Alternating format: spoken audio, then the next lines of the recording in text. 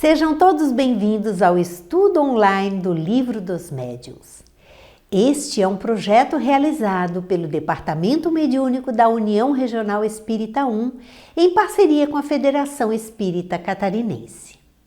Antes de iniciarmos o estudo de hoje, inscreva-se no canal, clique em gostei e ative o sininho para receber notificações dos novos capítulos.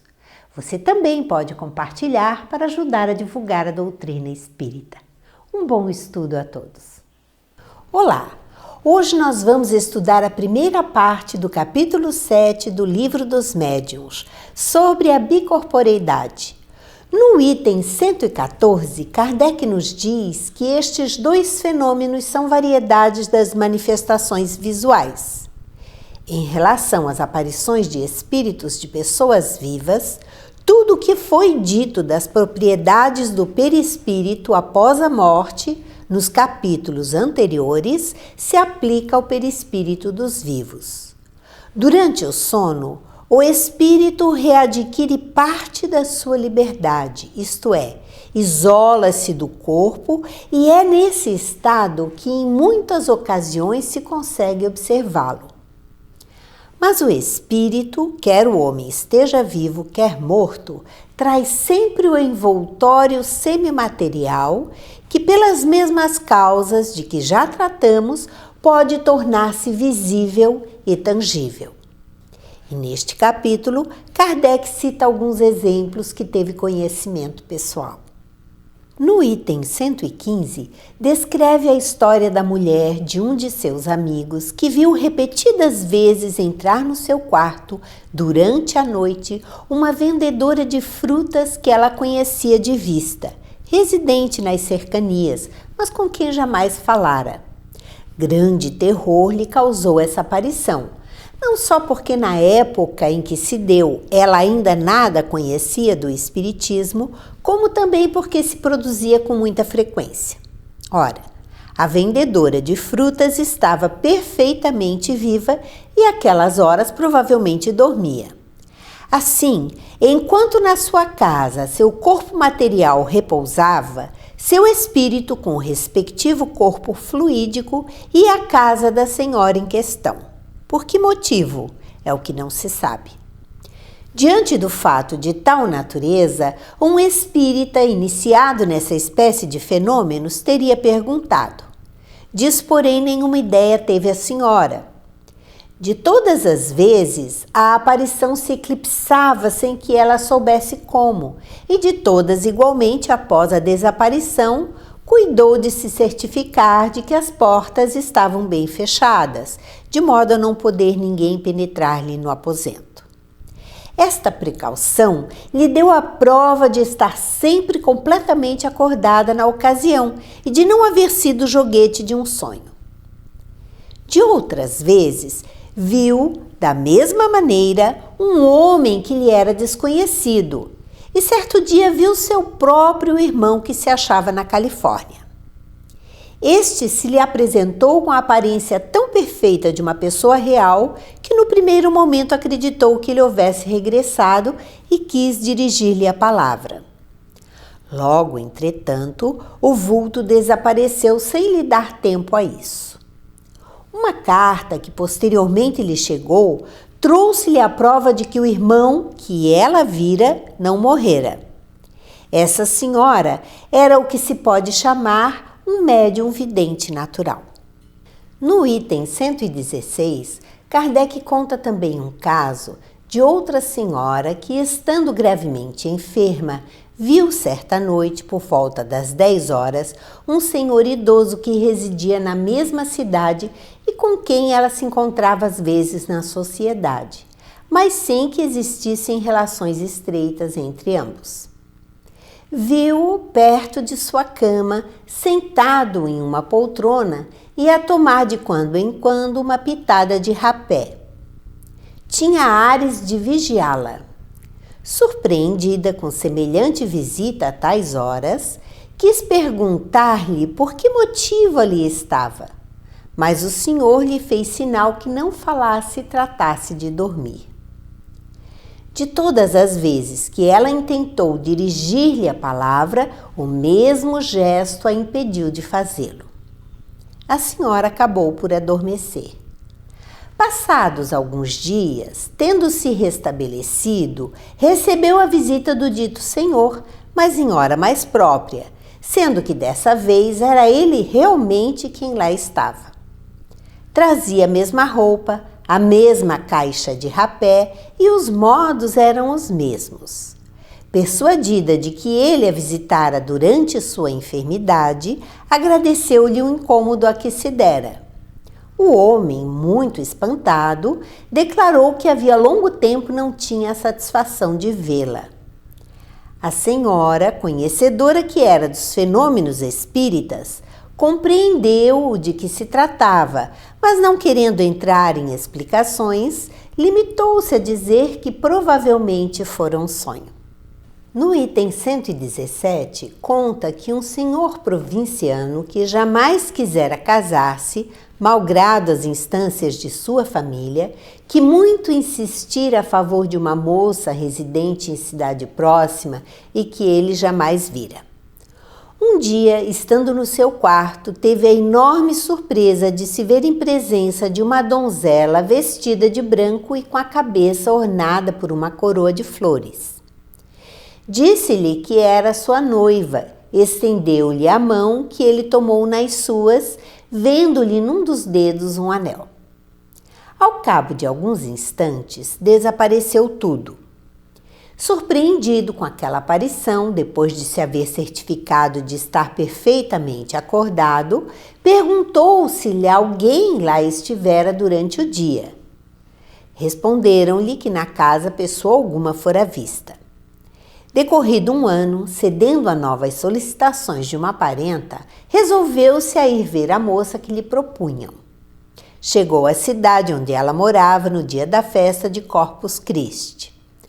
Voltaram todos da procissão e uma das primeiras pessoas que lhe surgiram ante os olhos, ao entrar ele na casa onde ia, foi uma moça que não custou reconhecer como a mesma que lhe aparecera.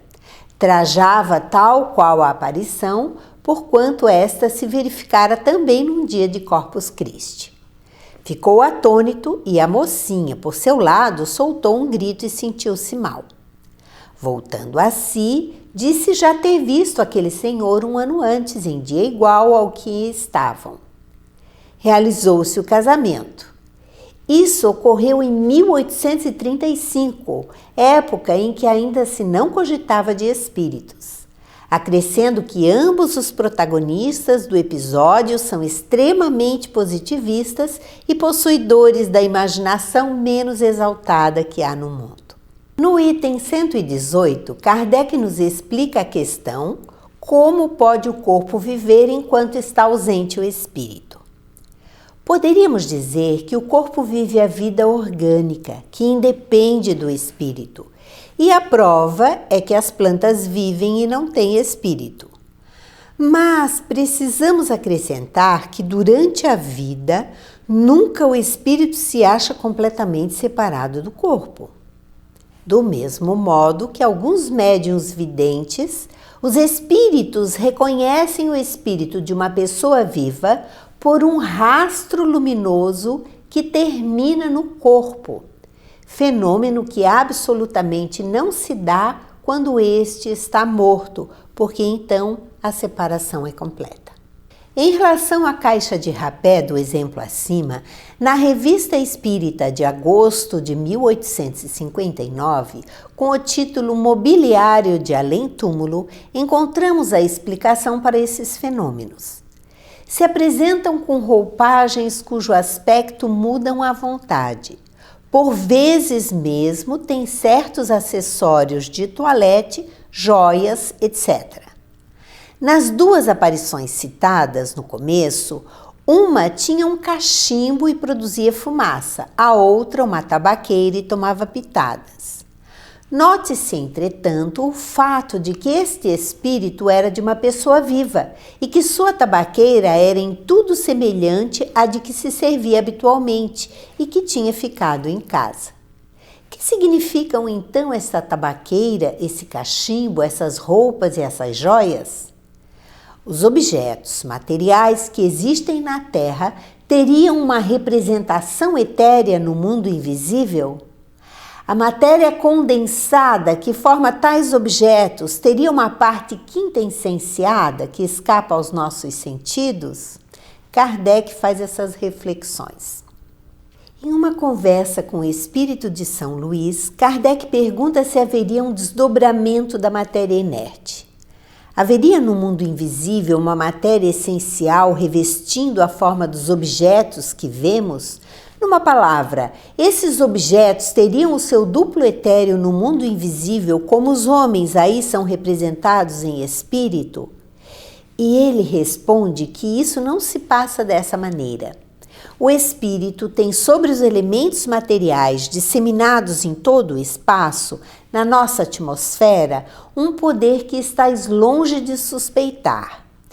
Ele pode, à vontade, concentrar esses elementos e lhe dar uma forma aparente, adequada aos seus projetos.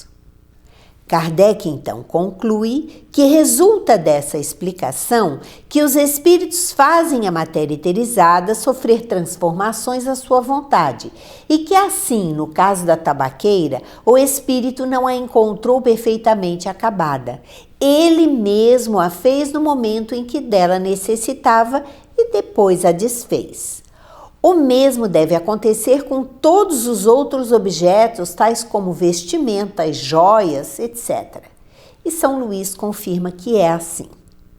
No item 119 do Livro dos Médiuns, diz que, isolado do corpo, o espírito de um vivo pode, como de um morto, mostrar-se com todas as aparências da realidade. Demais, pelas mesmas causas que temos exposto, pode adquirir momentânea tangibilidade. Esse fenômeno, conhecido pelo nome de bicorporeidade, foi que deu aso às histórias de homens duplos, isto é, de indivíduos cuja presença simultânea em dois lugares diferentes se chegou a comprovar. Aqui vão dois exemplos tirados, não das lendas populares, mas da história eclesiástica. Santo Afonso de Ligório foi canonizado antes do tempo prescrito, por se haver mostrado simultaneamente em dois sítios diversos o que passou por milagre. Afonso foi canonizado em 1839 pelo Papa Gregório XVI. Em 1871, Pio IX proclamou-o doutor da Igreja. Foi um dos autores católicos mais lidos. E Santo Antônio de Pádua estava pregando na Itália quando seu pai, em Lisboa, ia ser supliciado sob a acusação de haver cometido um assassínio. No momento da execução, Santo Antônio aparece e demonstra a inocência do acusado. Comprovou-se que, naquele instante, Santo Antônio pregava na Itália, na cidade de Pádua. Por nós evocado e interrogado acerca do fato acima, Santo Afonso respondeu do seguinte modo. Algumas perguntas foram feitas a ele. Poderias explicar-nos este fenômeno? Perfeitamente. Quando o homem, por suas virtudes, chegou a desmaterializar-se completamente, quando conseguiu elevar sua alma para Deus, pode aparecer em dois lugares ao mesmo tempo. Eis como o espírito encarnado, ao sentir que lhe vem o sono, pode pedir a Deus lhe seja permitido transportar-se a um lugar qualquer. Seu espírito ou sua alma, como quiseres, abandona então o corpo acompanhado de uma parte de seu perispírito e deixa a matéria imunda num estado próximo do da morte. Digo próximo do da morte porque no corpo ficou um laço que liga o perispírito e a alma à matéria. Laço este que não pode ser definido. O corpo aparece então no lugar desejado. Creio ser isto que queres saber. Segunda pergunta feita a Santo Afonso. Isso não nos dá explicação da visibilidade e da tangibilidade do perispírito. Achando-se desprendido da matéria, conformemente ao grau de sua elevação, pode o espírito tornar-se tangível à matéria. Terceira, será indispensável o sono do corpo para que o espírito apareça em outros lugares? A alma pode dividir-se quando se sinta atraída para lugar diferente daquele onde se acha seu corpo. Pode acontecer que o corpo não se ache adormecido, se bem seja isso muito raro, mas em todo caso não se encontrará num estado perfeitamente normal. Será sempre um estado mais ou menos estático. E Kardec faz uma nota. A alma não se divide, no sentido literal do termo. Irradia-se para diversos lados e pode assim manifestar-se em muitos pontos sem se haver fracionado. Dá-se o que se dá com a luz, que pode refletir-se simultaneamente em muitos espelhos. Quarta pergunta. Que sucederia se, estando o homem a dormir, enquanto seu espírito se mostra em outra parte, alguém de súbito o despertasse? Isso não se verificaria, porque se alguém tivesse a intenção de o despertar, o espírito retornaria ao corpo prevendo a intenção, porquanto o espírito lê os pensamentos. Kardec faz uma nota. Explicação inteiramente idêntica nos deram muitas vezes espíritos de pessoas mortas ou vivas.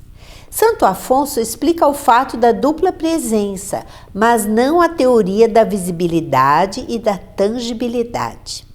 Na Revista Espírita de novembro de 1860, um artigo com o título Fenômeno de Bicorporeidade relatou um caso interessante acontecido com Maria de Jesus, que nasceu em Agreda, cidade da Castela, a 2 de abril de 1602. Ainda muito jovem, tornou-se superiora do convento da Imaculada Conceição de Maria. Nas suas relações íntimas e extraordinárias com Deus, ela recebia uma viva luz com a ajuda da qual descobria o mundo inteiro, a multidão dos homens que o habitavam, entre os quais os que ainda não haviam entrado no círculo da Igreja. Deus a fez saber que os povos do Novo México apresentavam menos obstáculos que o resto dos homens para a sua conversão, e que era especialmente sobre estes que a sua divina misericórdia queria espalhar-se. Tal conhecimento foi um novo aguilhão para o coração caridoso de Maria da Agreda, e do mais profundo de sua alma implorou a clemência divina em favor desse pobre povo. Um dia, tendo-a o Senhor arrebatado em êxtase, no momento em que orava instantemente pela salvação daquelas almas, Maria da Agreda sentiu-se de repente transportada para uma região longínqua e desconhecida, sem saber como. Então encontrou-se num clima que não era o de Castela e se sentiu sob os raios de um sol mais ardente que de costume. Ante ela estavam homens de uma raça que jamais tinha encontrado, e Deus lhe ordenava que satisfizesse seus caridosos desejos e pregasse a lei e a fé santa àquele povo. A estática de Agreda obedecia à ordem. Pregava a esses índios em sua língua espanhola, e esses pagãos entendiam como se ela lhes falasse em sua língua materna. Seguiam-se conversões em grande número. Voltando do êxtase, essa santa criatura se achava no mesmo lugar em que estava no começo do arrebatamento. Não foi uma só vez que Maria de Jesus desempenhou esse maravilhoso papel de missionária e de apóstolo junto aos habitantes do Novo México.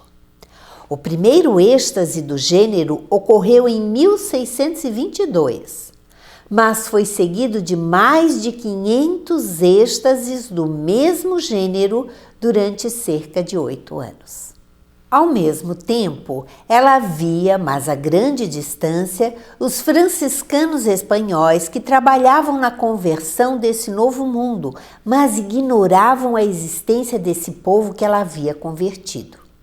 Tal consideração a levou a aconselhar aos índios que mandassem alguns dentre eles, aqueles missionários, para pedir que viessem lhes conceder o batismo.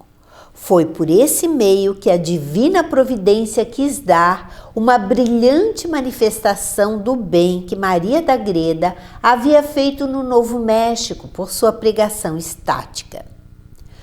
Um dia, os missionários franciscanos que Maria da Greda tinha visto em espírito, mas a uma grande distância, se viram abordados por um bando de índios de uma raça que ainda não tinham encontrado em suas excursões.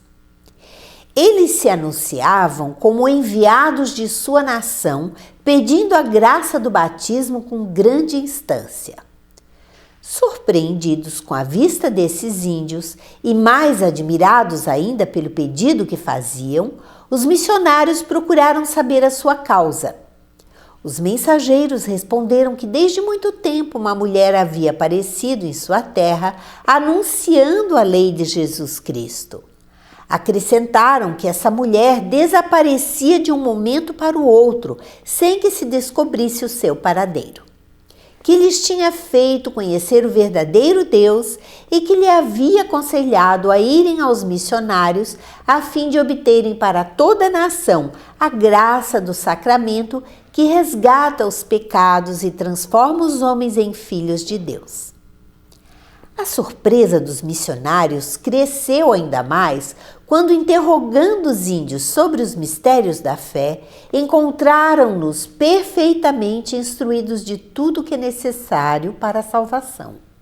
Um deles, que tinha consigo o retrato da venerável Madre Luísa de Carrión, ainda viva, e cuja santidade era conhecida em toda a Espanha, o mostrou aos índios, pensando que eles talvez pudessem reconhecer alguns traços da mulher apóstolo. Estes, depois de examinarem o retrato, responderam que a mulher que lhes havia pregado a lei de Jesus Cristo, na verdade tinha um véu, como esta do retrato, mas que pelos traços do rosto era completamente diferente, sendo mais moça e de uma grande beleza. Ignorava-se ainda quem era a serva do Senhor que tinha evangelizado esses povos, e tinha-se uma santa curiosidade e piedosa impaciência por conhecê-la. Sobretudo o padre Alonso de Benavides, que era o superior dos missionários franciscanos no Novo México. Queria romper o véu do mistério que ainda cobria o nome da mulher apóstolo e aspirava a voltar momentaneamente à Espanha para descobrir o retiro dessa religiosa desconhecida, que prodigiosamente havia cooperado para a salvação de tantas almas. Em 1630, pôde, enfim, seguir para a Espanha e foi diretamente a Madrid, onde se achava então o geral de sua ordem. Benavides lhe deu a conhecer o objetivo a que se havia proposto ao decidir sua viagem à Europa. O geral conhecia Maria de Jesus da Greda e, conforme o dever de seu cargo, tivera de examinar a fundo o íntimo dessa religiosa. Conhecia, pois, a sua santidade tão bem quanto a sublimidade dos caminhos em que Deus a havia posto. Veio-lhe logo o pensamento de que essa mulher privilegiada bem podia ser a mulher apóstolo de que lhe falava o padre Benavides, e lhe comunicou suas impressões.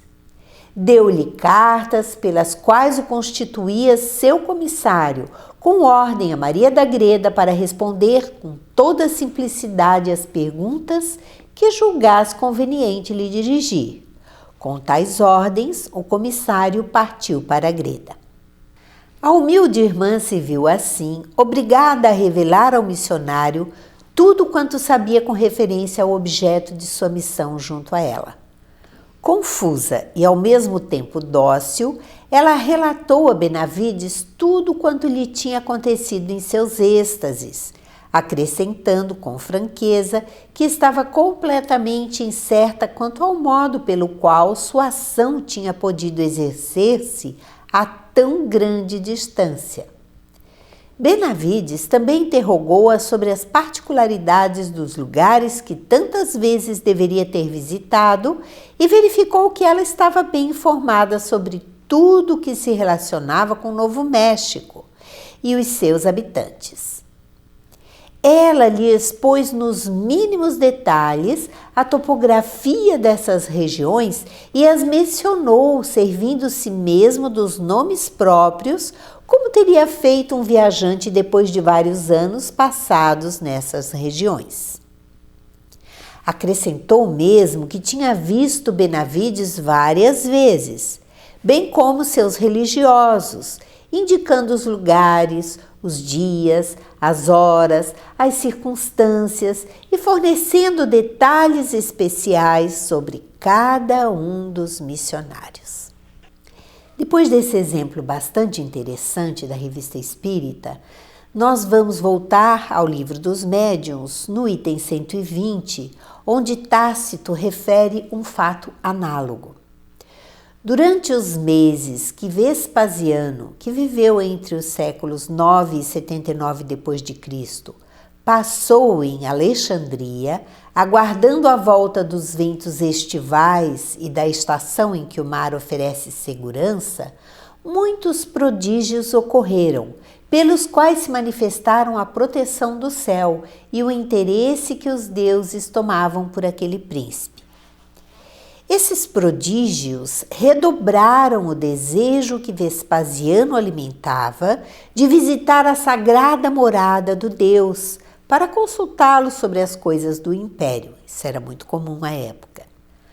Ordenou que o templo se conservasse fechado para quem quer que fosse, e tendo nele entrado, estava todo atento ao que ia dizer o oráculo quando percebeu por detrás de si um dos mais eminentes egípcios, chamado Basílide, que ele sabia estar doente em lugar distante, muitos dias de Alexandria. Inquiriu dos sacerdotes se Basílide viera naquele dia ao templo. Inquiriu dos transeuntes se o tinham visto na cidade.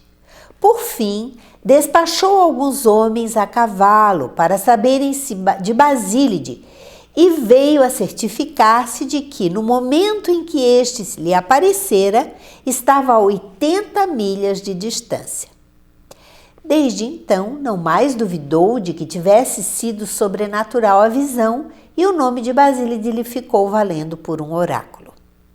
E no item 121, tem, pois, dois corpos o indivíduo que se mostra simultaneamente em dois lugares diferentes. Mas desses dois corpos, um somente é real, o outro é simples aparência. Pode-se dizer que o primeiro tem a vida orgânica e que o segundo tem a vida da alma. Ao despertar o indivíduo, os dois corpos se reúnem e a vida da alma volta ao corpo material. Não parece possível, pelo menos não conhecemos disso exemplo algum, e a razão, ao nosso ver, o demonstra, que no estado de separação possam os dois corpos gozar simultaneamente no mesmo grau da vida ativa e inteligente. Demais do que acabamos de dizer, ressalta que o corpo real não poderia morrer enquanto o corpo aparente se conservasse visível, porquanto a aproximação da morte sempre atrai o espírito para o corpo, ainda que apenas por um instante. Daí resulta igualmente que o corpo aparente não poderia ser matado, porque não é orgânico, não é formado de carne e osso. Desapareceria no momento em que o quisessem matar. Na Revista Espírita de maio de 1859, um artigo com o título de Ligação entre o Espírito e o Corpo, encontramos a explicação do fenômeno acima citado.